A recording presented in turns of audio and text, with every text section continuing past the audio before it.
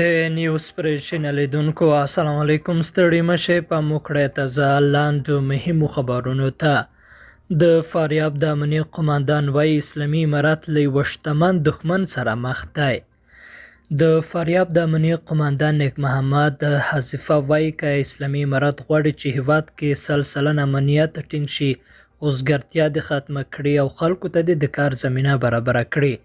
نوموړي چې پنجشنبه د مرغومي لومړی فاریاب کې یوې غونډې ته وینا کول او ویل چې اسلامي امارات له یوه شتمن دښمن سره مخ دی او د دې لپاره چې خلک زموږ پر وړاندې ونه کارول شي باید کاري فرصتونه رامنځته شي.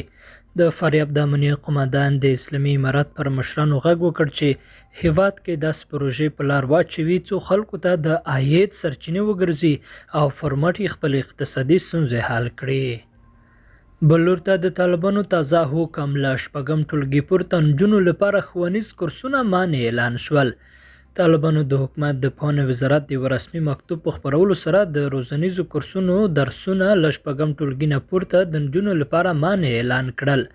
هغه مکتوب چې د پنجشنبې په ورځ د حبیب الله اغا له لاسلیک سره د افغانستان د پوهنې وزارت لخوا خپور شوی او رسنیو ته استول شوی، ویل شوي دي چې د طالبانو د کابینې د غړو د پریکړې پر اساس د نجونو د ښوونځیو درسونه چې له شپږم ټولګي نه پورته وي او همدارنګه هغه روزنیز مرکزونه د نجونو لپاره چې له شپږم ټولګي نه پورته وي تر سني امر پورې مانع دي.